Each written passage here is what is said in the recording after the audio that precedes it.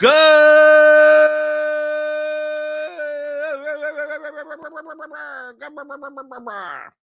morning, Grinders. Welcome to the DFS pregame show here on RotoGrinders.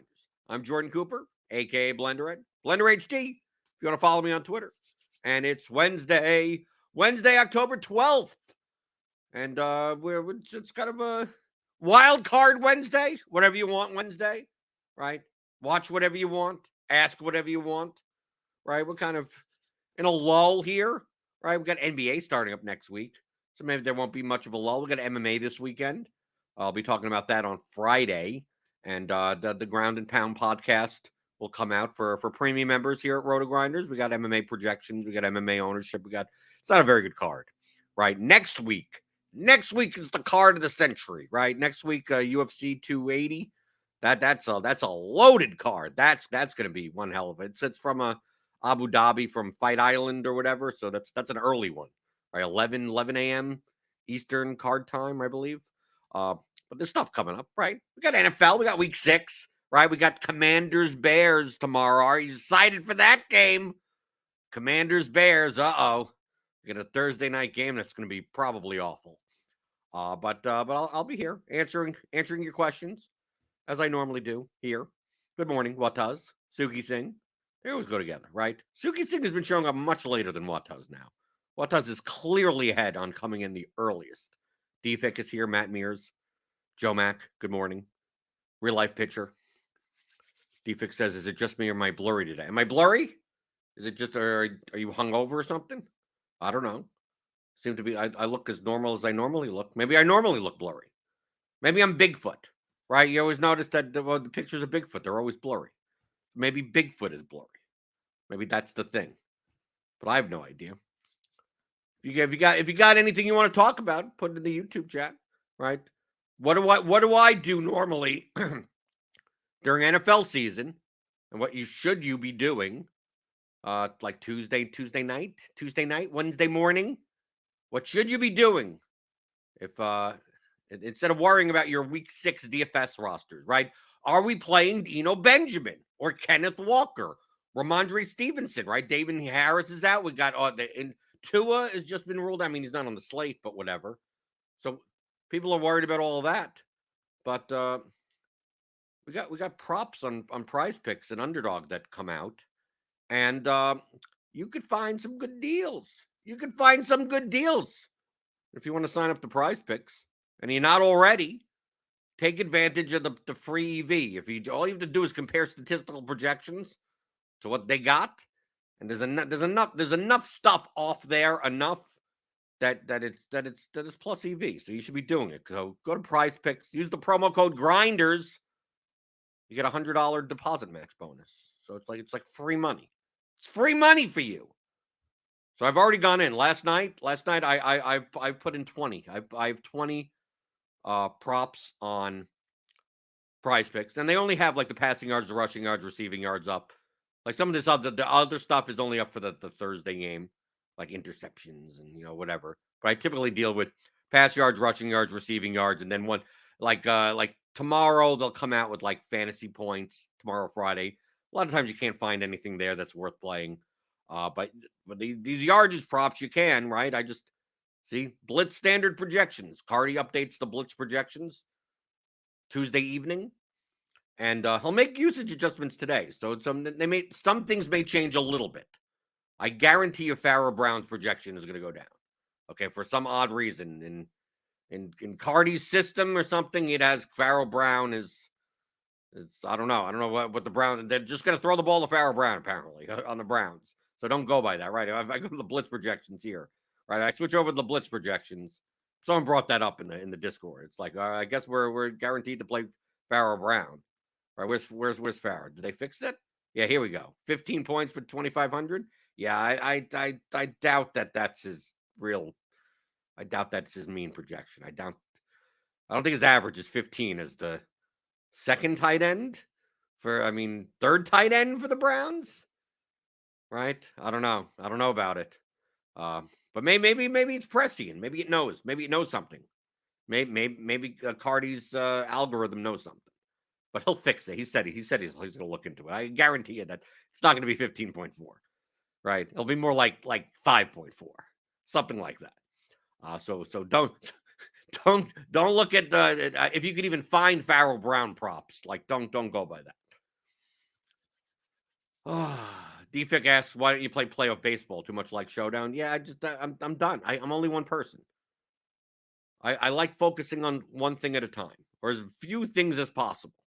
So basically, once the regular season of baseball is over, it's over, right? I'm on to NFL. I'm more planning for NBA, right? People ask me, oh, why don't you play NHL? NHL is much more similar to like soccer. It's like soccer plus baseball. Like I'm only one person, man. How much can I do? I mean, I can't even play two sites on NFL for GPPs at the same time, right? Shouldn't I be doing that first? Right? I didn't play Champions League yesterday because I'm not even playing Champions League today, right? And I'm a soccer guy, right? I just don't think I don't think I focused on it enough, right? I don't even know who's playing today, and it's what 3.5 hours before the slate locks. I just don't even bother. I didn't enter contest, whatever. I don't have to play every slate, but I was focused. I was focused on these props last night. I got in a bunch. I got 20 of them. And none of them have moved. None of them have moved. So like you could find the same ones I got. Okay. Now I'm not gonna necessarily blow up Cardi's spot here because Cardi does the release show, the Blitz prop release show tomorrow. Most likely, almost always. Anything they say on that show, I probably got. Okay. It's not that this isn't complicated. This isn't complicated stuff, right? Blitz standard projections. You can hear, look, it has passing yards, rushing yards, receiving yards. You're looking for huge discrepancies. Why do you need huge discrepancies? Two reasons. I've explained this before. Two reasons do you need the hugest discrepancies.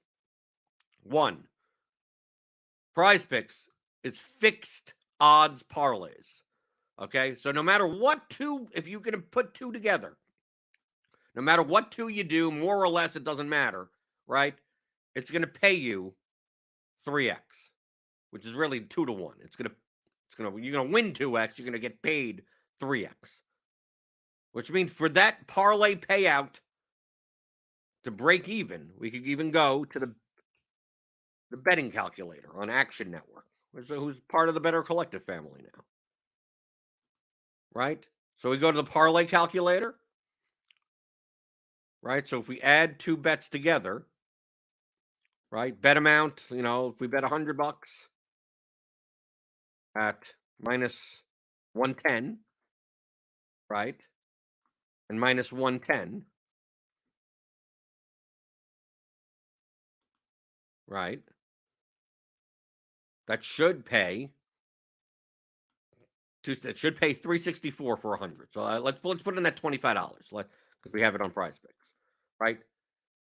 So it should pay. So basically, we're looking at where's the line where a $25 parlay on two bets would pay out $75, right? So if these were two minus 110s, right? If they had the implied probability of what 51%, that's what minus 110 is.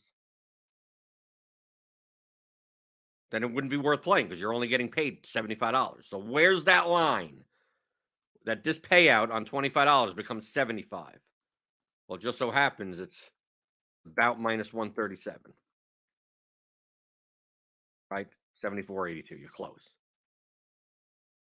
So you need to find bets that have the implied probability of minus 137. And you could even convert. I mean, that's what this is. The converter. 137 is an implied probability of 57.81%.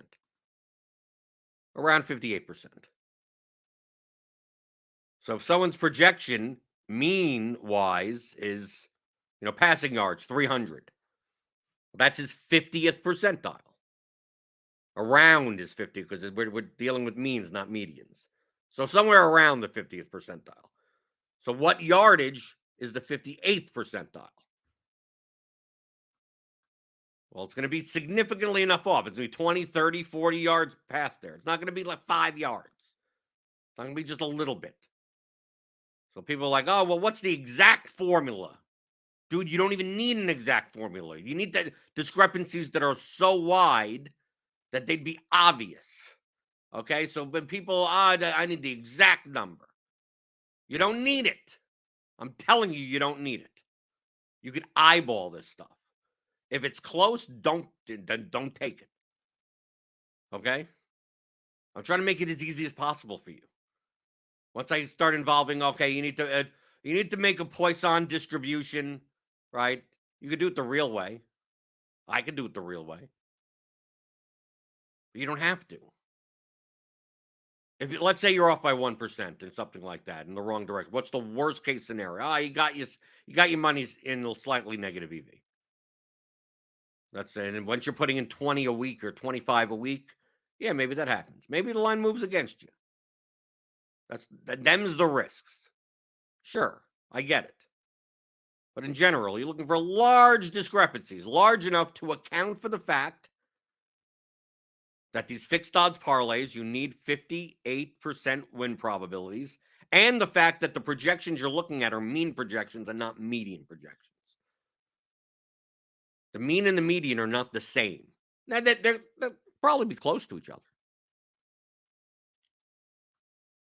But understand, like Nick Chubb's mean projection is going to be much lower than his median based on how his distribution of outcomes happens. And not every player's distribution is the same. Nick Chubb has a lot of big runs. If he hits those big runs, he goes totally over. If he doesn't hit any big runs, he goes way under.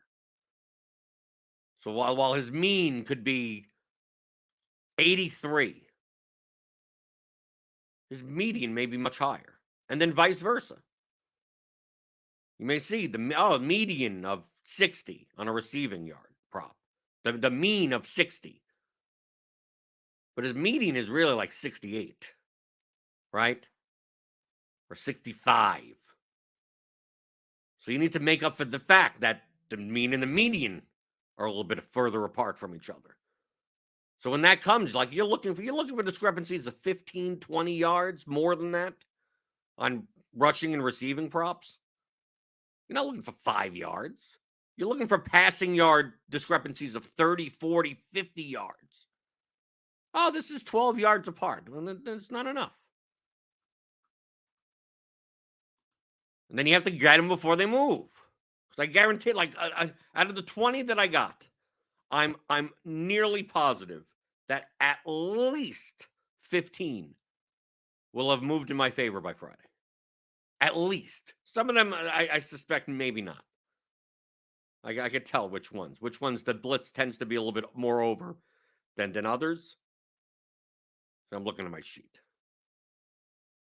So getting them early is paramount. And you get the Tuesday night, Wednesday morning. Now it's right. This is what I focus on. I compared these numbers to Underdog. I got my Underdog ones in. They don't post as much stuff as Prize Picks does immediately. But there, Underdog, you can find stuff that's way off. Not all the time, but sometimes. And then see which number is the best. Sometimes the number on Underdog is better than the one on Prize Picks, so I don't play it on Prize Picks, and I make all my combinations on Underdog with that number over there. This is not complicated stuff. You could do that. You could eyeball this. Like, dude, I literally eyeball this, write it down on a sheet of paper, and within under an hour, I got 200 cards in because I'm round robining the whole damn thing. Like, this is not complicated. It's really not complicated. This is so much easier than playing DFS. So much easier than playing DFS. I'm wondering why I'm not putting more money on this than I am on DFS. Right? Right? With NBA coming around. I mean, truthfully, this last weekend, I had more money down on Prize Picks and Underdog than I had on Draftkings and Fanduel. I mean, not by much. But I think between DraftKings and FanDuel, I had what? Maybe 9,000 or so? 9,500? Then between Prize Picks and Underdog, I had like 11,000. Now, they're not all on 5 pick. They're not all, like, I'm going to find 5 and just put them all together on one card. Like, no, the whole point is that I have 20. Some of them have larger discrepancies, so I make the cards a little bit more. Instead of 25, it's 50 or 75. And all I have to do is pretty much, can I get 58% of them? Right? Because they're all paired with each other. So as long as I have more than a 58% win rate, I'm going to profit. So I don't have to worry about, like, oh, this guy's with that guy, and if he doesn't get it, then I don't cash the card or anything.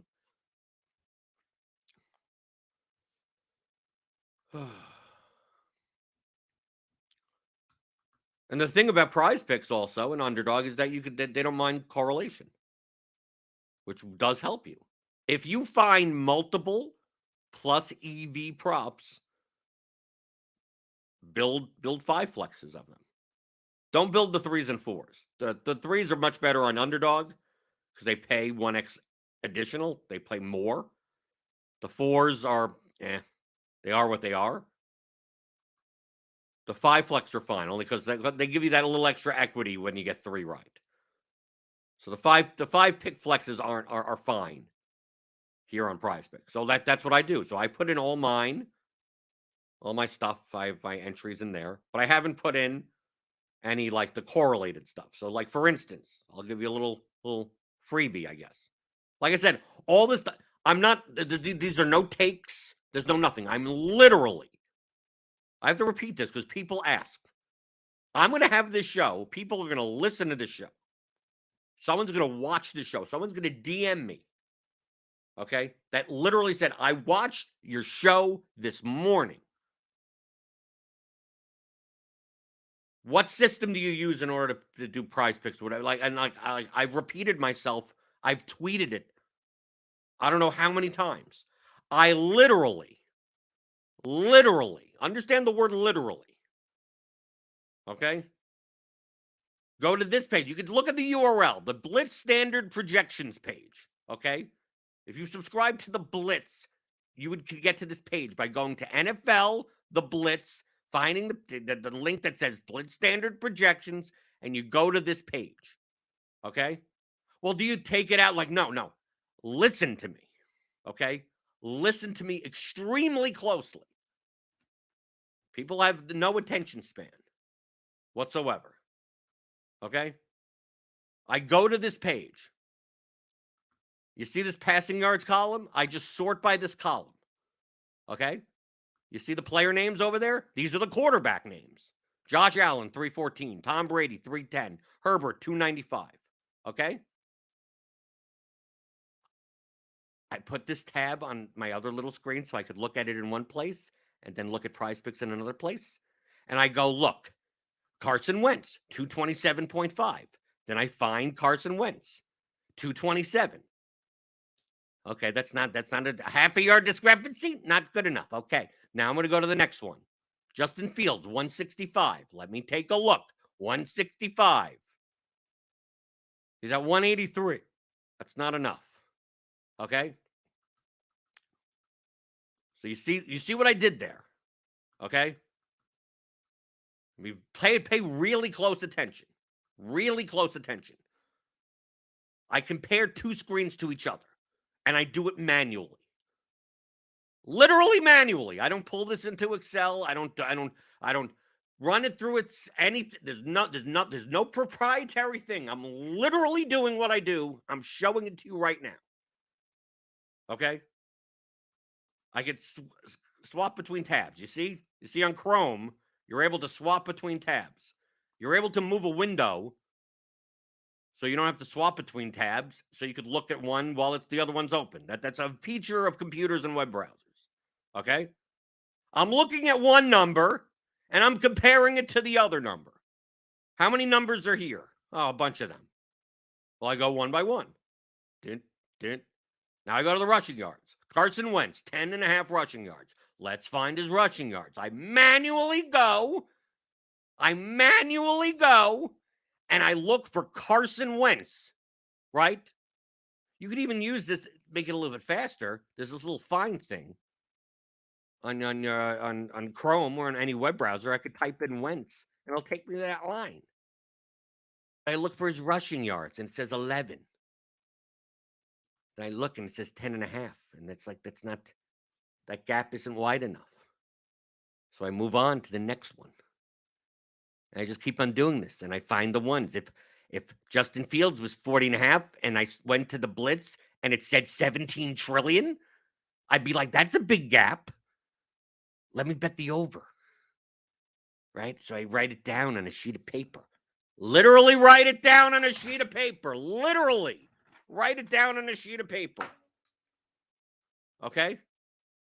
No Excel, no Python, no R, no nothing. No proprietary nothing. No, I'm not running it through a system. I'm not typing in any formula. I'm not doing literally any math. Literally no math. Other than maybe, obviously, like Carson Wentz is 11, and it's 10.5. What's 11 minus 10.5? A half. Like that's not that big, right? And you know how I decide on if it's big enough? By if it seems big enough. That's how I decide, right? If, for instance, let's just say I'm going to make up a number. Leonard Fournette, 63. Let's say I switch over to this tab. I find Leonard Fournette manually.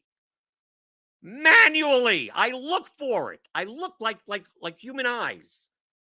And you look for Leonard Fournette's name, right? You could even see it's spelled with Leon. I look for that name. And then I look for the column that it says rushing yards, right? I physically look at it. Can you believe this? I physically look at it. And then I look where the name and the rushing yard columns intersect, and there's a number there. Let's just say it was 71. Okay, 71. Okay, that's what? 7.5 difference? Is that enough? I don't think it is. So I don't take it. Maybe you think 7.5 is enough. Fine, then take it. I don't think so. Can I put it into a formula? Can I do a Poisson distribution of Leonard Fournette and see where it's 70? Yes, I can. I'm telling you it's not enough. It's not enough. I'm telling you it's not enough. If it was like 76, then I'd be like, okay, now we're getting more closer to the line.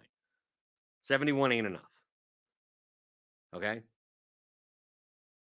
So how much is enough? Whatever you judge it to be. Typically, let me tell you, enough is, that's way too many. Like you think in your head going, that's Najee Harris, for instance. The Blitz likes Najee Harris. Najee Harris is 45.5. Okay? So I'm gonna do this example for you. I'm only doing this because someone will literally watch this show. They're listening to me right now. There's someone out there right now, right, that's watching live or listening later or watching later. There's someone. You don't think it's you, but it is. It's you that's watching right now. That's going to DM me a couple hours from now, maybe even tomorrow,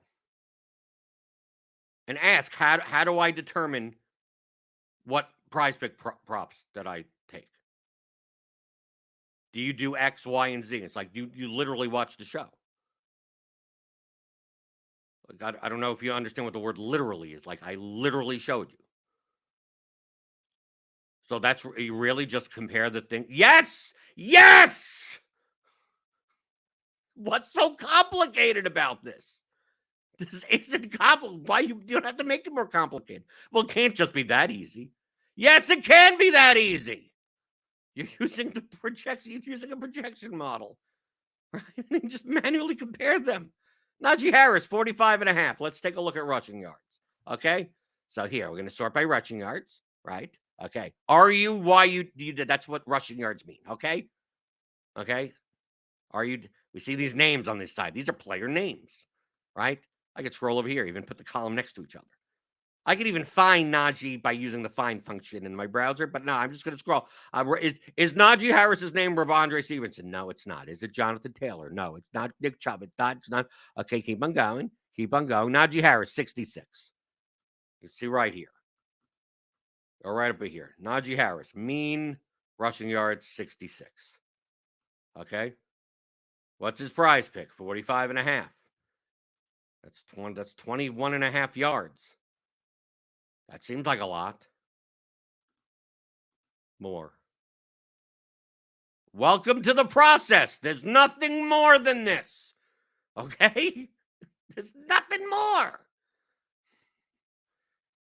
Okay? It's ridiculous. I guarantee you, even doing this, I'm gonna get questions on how you had. When do you check out when do you do this? What do you do? What like this? Dude, I could probably teach my wife to do this. Who knows nothing about football, may not even know what rushing yards are. Right? She does. I could show my 11-year-old nephew to do this. Right? It's not complicated. Said, I want you to go to this site, right? I want you to go to the site, right? And I want you to compare one number to the other number. And do you know how to look at a table of numbers? Like, yeah, he knows how to look at a table of numbers. Right? Does he even watch football? No, he doesn't care about football. I want you to match the name and the number to a name and a number. And you tell me, is one very larger than the other one, or under, or too low than the other one? And I want you to write those down. I could have him do it. Now, obviously, probably won't let him click on the stuff to actually, place everything. I think you have to be 21 or 18 or something like that. Probably get in trouble if I had him actually do it. But this isn't complicated. Okay? Then you put the two, then you find another one, right? We found Najee Harris, right? We found Najee Harris. Now you find another one. And when you find another one, you know what you do? You put Najee Harris over with that person's whatever, over under. Then if you find the third one, right? You put Najee Harris with both of them, and you put the other one with the other one. So you make sure they get all the pairs of two. They just keep on going, right? So I got 20. That's it. This isn't complicated. Someone, I could say this till I'm blue in the face. I'm still going to get questions. I don't know how you. I don't know how this question. I don't even understand what the question could possibly be. This isn't DFS. This isn't even DFS is like, oh, it depends. A lot of stuff is that you got to weigh like 400 things, and then what contest, and could the ownership be wrong, and you got 11 games, but now if you have 3, then it's okay maybe to have a little negative correlation. There's a lot of stuff where it depends in DFS. Dude, there's nothing it depends here. There's nothing it depends. You're comparing one number to another number. This is dude, a 4th grader can do this. Take a look at this number. Is it how big? How much bigger is this number to that number? The ones that are the biggest numbers, then I want to know about those. This isn't complicated. You could do this right now, literally right now. The numbers are still up. Then this Najee Harris number, maybe instead of at 40, it's 45.5 now. Maybe by Friday, it's 52.5. And for you to get it at over 52.5, that may not be enough anymore. The value's gone. Right? So if you're going to wait around till Friday, Saturday to even look at the stuff, you're dead. You already need a 58% win probability as it is, and you're not going to even get you're going to get numbers that are 5 to 10 yards wrong, worse in your favor. This is what you should be doing now. I've done this every week for NFL. I've never lost. I do not have a losing week in NFL on Prize Picks. I don't see how you can. I literally can't even see how you can. That the numbers have been getting a little bit sharper though, right? Like week 1, week 2, you could have found like 50 of these. Now we're getting down to like now we're getting down to like 20. Maybe in a couple of weeks, maybe you get down to 10, something like that. Obviously, news will come out and stuff will change, right? You could always jump on top of stuff. But this isn't complicated. Oh, Alvin Kamara, 63.5. Okay, let's see. Let's take a look. Where's Kamara? 67. Does that seem big enough? A 3.5-yard discrepancy in a rushing prop? Doesn't seem big enough to me, so I don't take it. Voila! Here's the magic. There's the magic. If you build your own model, you'd be comparing your own statistical projections. Good thing I have the blitz. Right? I outsourced that to other people.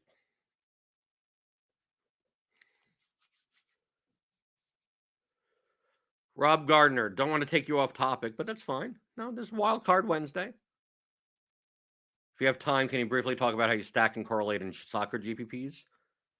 What pieces do you stack with a high goal score? It all depends on the team. Like, you're really... Soccer's way more nuanced than that. Typically, if you're playing a defender that relies on like a clean sheet more to get his ceiling, than with center backs and cheaper guys, you're probably correlating with a goalkeeper, and you're probably not playing anyone on the other side of the game. But most of the time, you're just trying to find the goals and the person that will give them the goals. Goals, assist combinations. And obviously, that all depends on salary. Right? So salary matters. Position matters. Like pairing a fullback with a forward and a midfielder. They score 3 goals. The forward has 2. The midfielder has 1. The fullback has an assist. The midfielder has an assist. I mean, that's kind of what you're hoping for. So you're not really stacking. It depends on the price and positions. Just like it would in any other sport. People asked me this past week why I didn't play much of the Chargers-Browns game. It's not like I didn't think that game could go over. That from a price perspective, that stack, to stack them, to do a Herbert, Williams, Eckler, Cooper, Chubb, all the main players, even Njoku and Everett, they were more expensive than the Bills. And the Bills were the best team on it. And the Bills were the best stack, in my opinion. And the owner, and I didn't think the Bills stacks were getting owned enough as it was. Yeah, they would be owned, but not as much as they should be compared to Tampa Bay. So what is my decision? Do I overpay for Charger stacks for what? I could build better projected lineups with similar ownership that are Bill stacks. Now, if you tell me Mike Williams is 4,200 and Herbert is 5,800 and Eckler's 5K, well, that's a different story now. Right now, it's cheaper. The Bill stack was actually cheaper than the Charger stack. No matter even if you threw in Palmer or Everett or did something like that, if you ran it back with Donovan Peoples-Jones, like the price was still more expensive than playing Josh Allen, Gabe Davis, Khalil Shakir, Singletary, Morris, Diggs. I mean, Diggs made it a little bit more expensive. Then you always had the cheaper. You got Pickens, Freiermuth. Those guys are low 4Ks. So like every time I looked at Chargers lineups, it's like it's projected less, similar ownership, and I could just play more Bills. So I just played more Bills. So the same thing applies in soccer. Oh, this team has the highest team total. Yeah, but everyone's 11K on the team. Oh, this team has a much lower total, but like their forward is 4,400, and their set piece taker is 5,200, and another wing player is forward eligible in 6K. It's like, this is easy. I can play those 3 guys together. How much more do they have to do? If they all get on the score sheet, either by goal or assist, I'm gold. Anyone that's playing 2 11K guys can't, good luck. They both have to have braces. So like stacking and stuff, like stacking really isn't a thing in soccer. But it's all price dependent. But typically, you're looking for goal scorers and assist givers, right? Depending on the price, if they're really cheap, you could go for I need to punt at center back in a defender spot, or some defensive midfielder that maybe at least may take a deep shot or something like that if needed. Typically, I don't play those types of guys.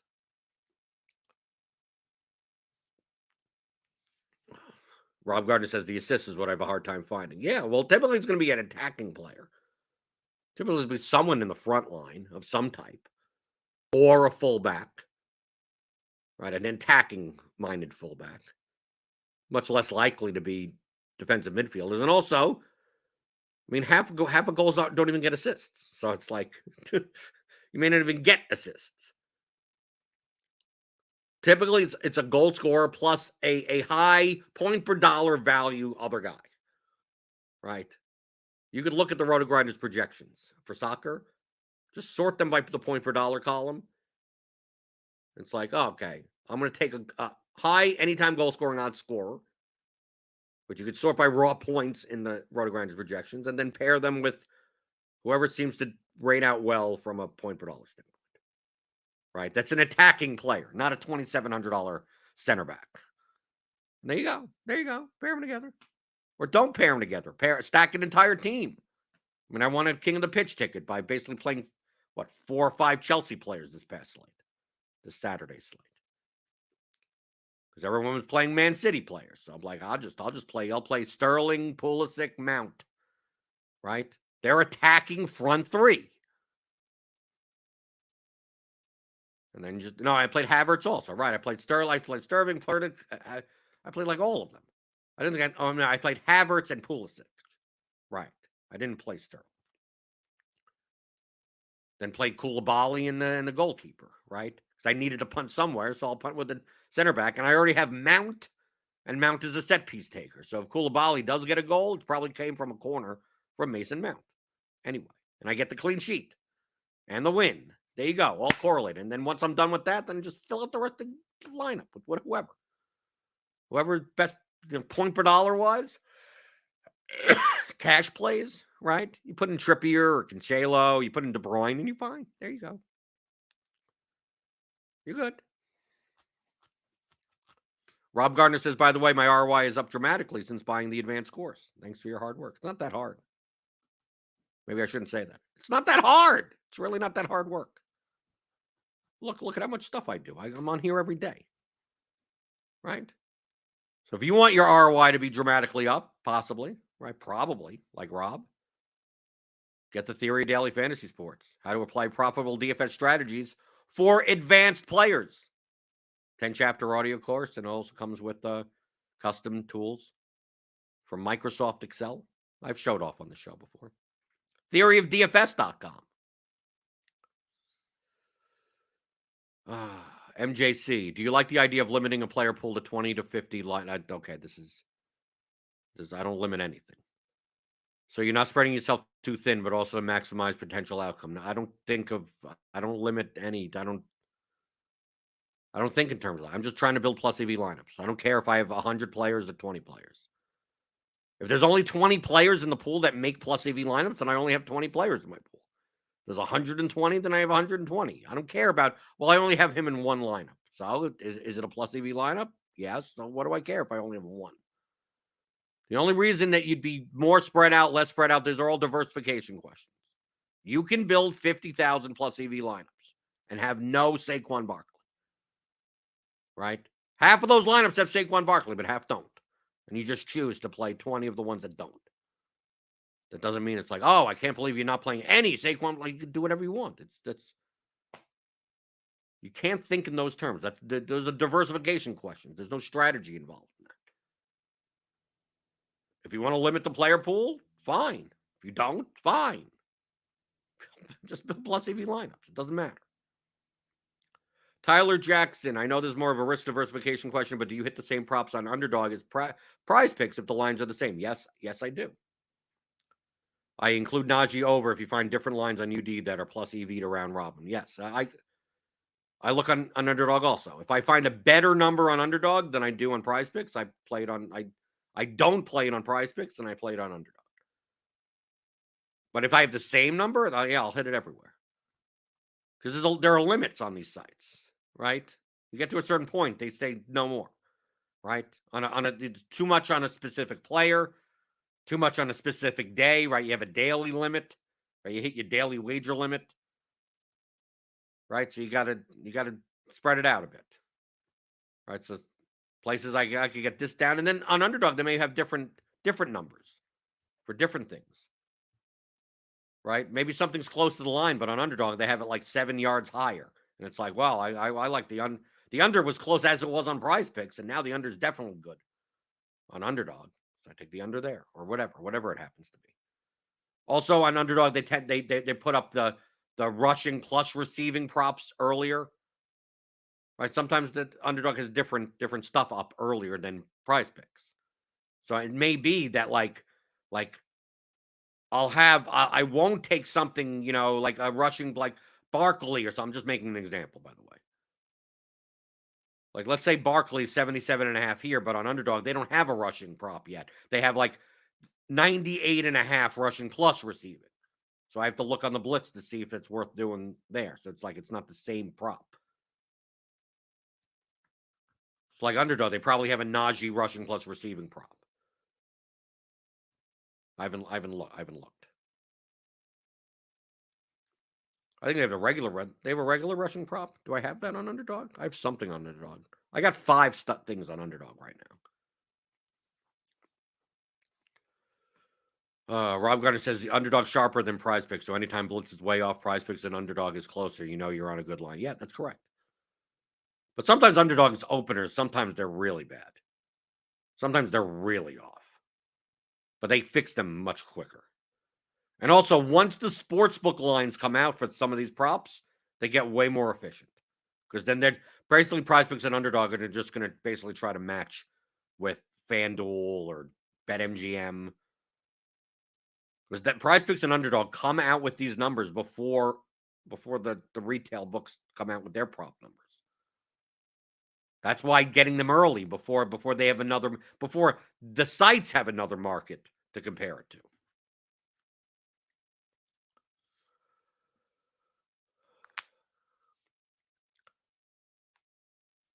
Tommy Betts, I just purchased Blitz for the first time to try out for Prize Pick strategies. Is it common to have an issue like the Browns' current projection? No, that's... Someone brought that up, like I said earlier in the show. Someone brought that up yesterday in the Blitz channel on the RG Discord. Like, is Pharaoh Brown's projection and Njoku's projection or something like that? But like I said earlier, the Tuesday projections that Cardi comes out with are like the algorithmically generated ones. They don't have any manual adjustments to them. But from my experience, the manual adjustments don't change that much. Okay? Now, for an issue like that with Pharaoh Brown having a 15-point projection, yeah, they will. So you have to assume that the Browns' projections as a whole are probably off, right? So maybe hold off on starting hammering Pharaoh Brown overs and Njoku unders, right? Probably don't hammer that yet. Wait for the manual update. But the manual usage updates typically don't. Najee Harris ain't going to go from 66 to 52. Like that type of stuff typically doesn't happen. Rob Gardner says, I honestly think Prize Pick starts with last week's numbers. Well, sometimes, yeah. But sometimes they're better than others. Sometimes, some weeks, like in baseball. I mean, it happened. I would do this every day in baseball. There would be some days where it's an 11-game slate or something like that. And like, dude, there's like 8 numbers that are like totally off by like a strikeout and a half. A strikeout by 3 fantasy points, 4 fantasy points for a batter. Like really stuff that's off. And then there are certain days where it's like you look and like there's nothing. It's like, okay, there's almost nothing to even worth doing. It's like, and I'm not going to just like force it or anything. It's just like, okay, I guess they got good numbers up. Wait for tomorrow, right? You don't have to put anything down. But then sometimes they'd like forget about pitch counts. I remember that one day with the McClanahan strikeout prop. That was like free money day. I don't know if you or anyone was playing on Prize Picks. This is like maybe a month ago? McClanahan opened at like 7.5 strikeouts, and it's like, dude, he's only going to pitch 80 pitches. It's been said that 70 to 80 pitches. This is going to be he's barely going to get 5 innings or anything. They're why is a strikeout prop 7.5? You hammer that stuff within I think 25 minutes of that line opening at like 1 in the morning, it was 5.5. So if you got the under 7.5, I mean, just Scrooge McDuck money. That's why you got to jump on these.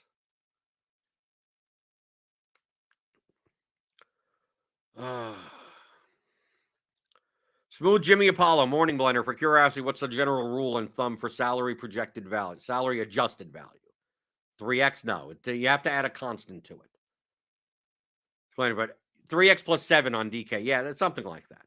You have to add a constant because it has to be related to the salary as well. We're going to get this. Let me switch over to the RG projections. I can't look at Farrell Brown having a better salary adjusted value than Cooper Kupp. So, right, I just can't do that because that's what RGV is. This RGV column and lineup HQ is salary adjusted value plus minus.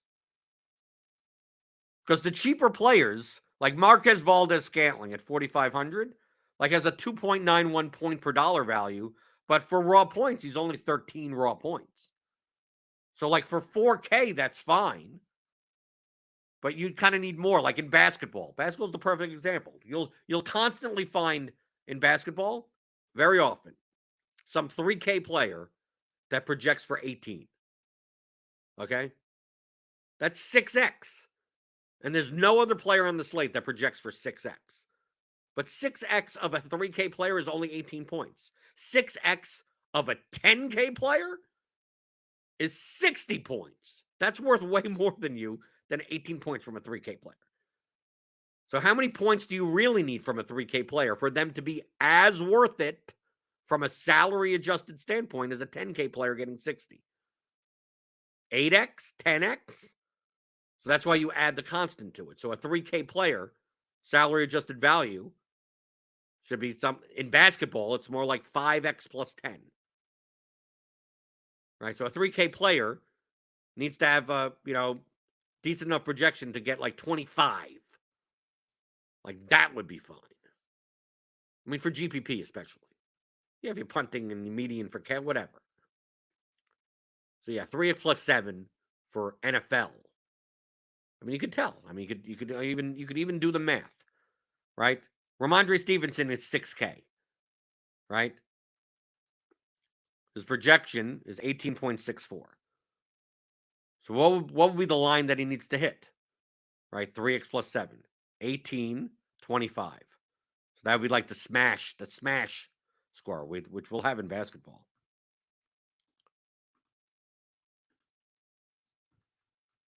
So that's why, like, if you're on lineup HQ sorting by the RGV column, we call it the RotoGrinders value, but really it's salary adjusted value plus minus. I'll show you how many points above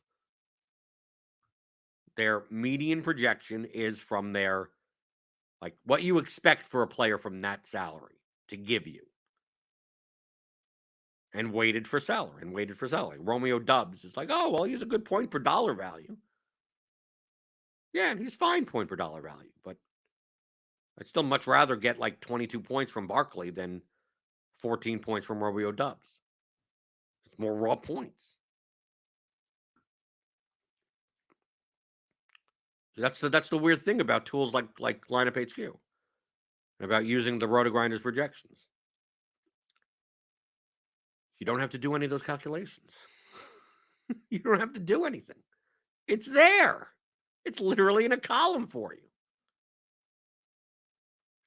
People make this out to be way more complicated than it is. Okay?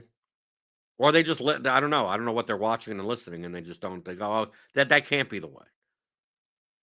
So no, we rely on the fact that people will still be looking into wide receiver cornerback matchups, right?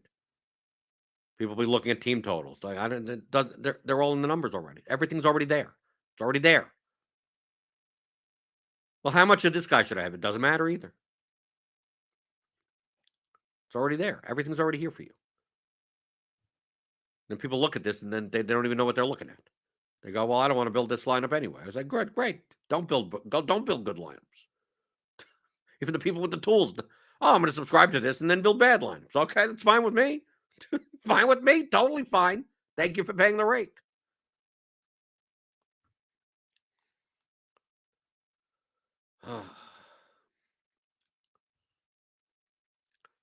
Tommy Betts says, thanks for the insight. Unfortunately, I had the Amari Cooper under before noticing. So you make a mistake, right? That's the cost of doing business. Who says? Maybe the Cooper number is going to be maybe the Cooper number is going to still be worth an under at 50.5. I'm not sure, but could be. Right? When you're trying to get numbers early, you're going to miss sometimes. I'm telling you, you're going to miss.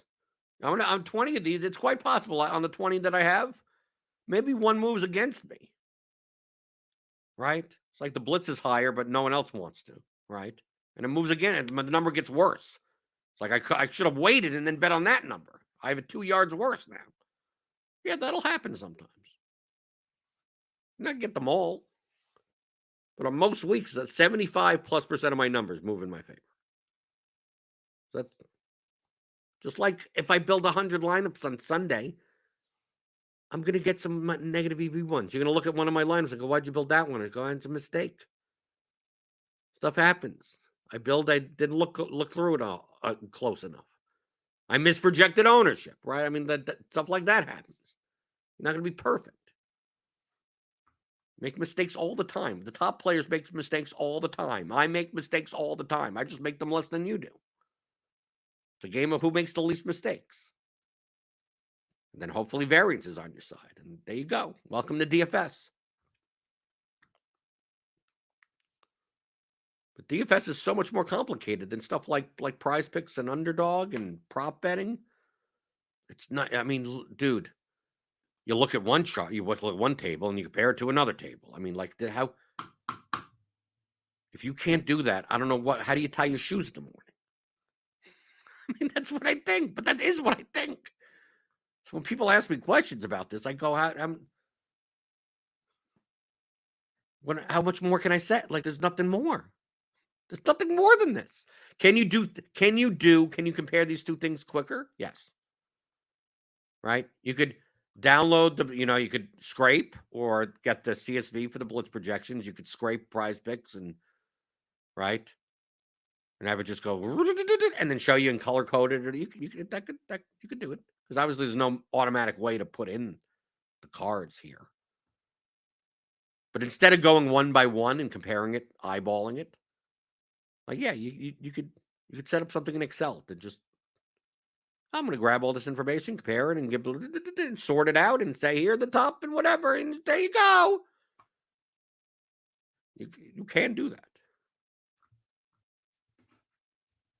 For NBA, it may be worthwhile to do that because the numbers could change really quickly. NFL, I found no reason to.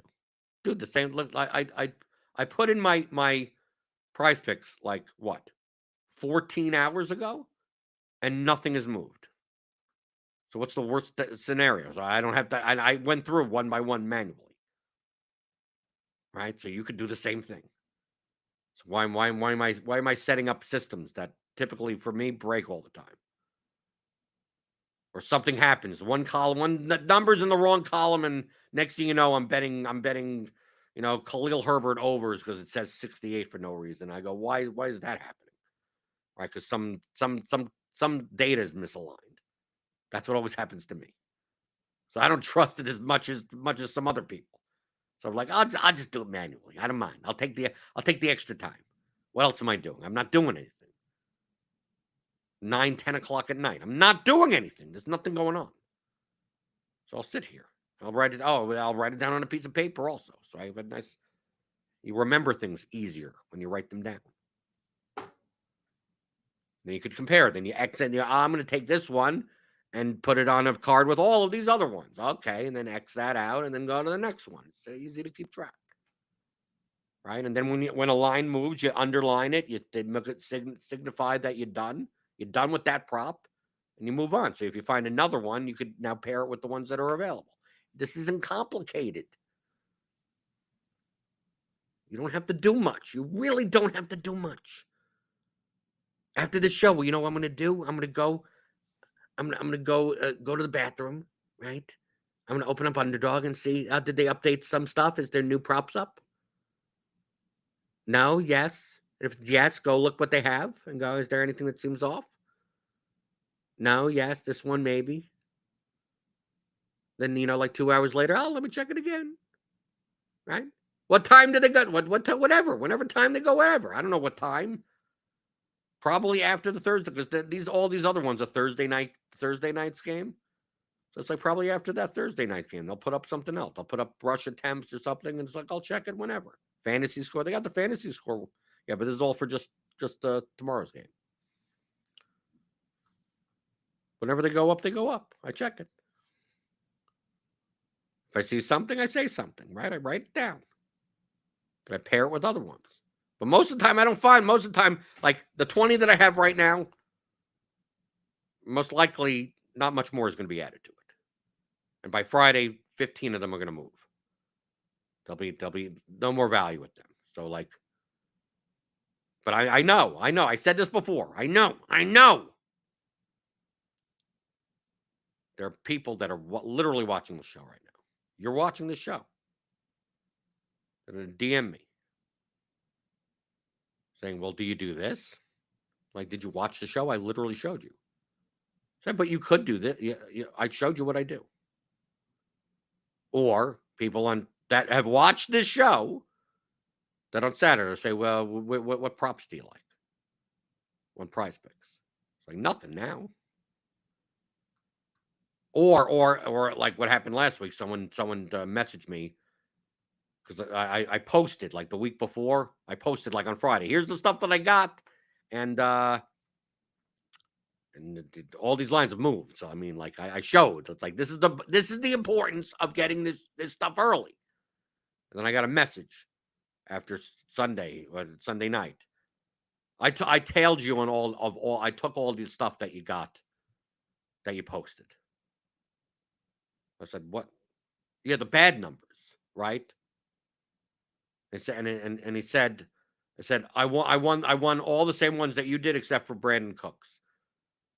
Because you had 55.5 over and I had 60.5 over and he got 57. I said, yeah, and that's the difference between me having a profitable season and you having a profitable season. Why are you doing this? That's not meant for you to tail. The numbers are bad now. Why are you betting on the worst numbers? Just compare this isn't complicated. This is not complicated.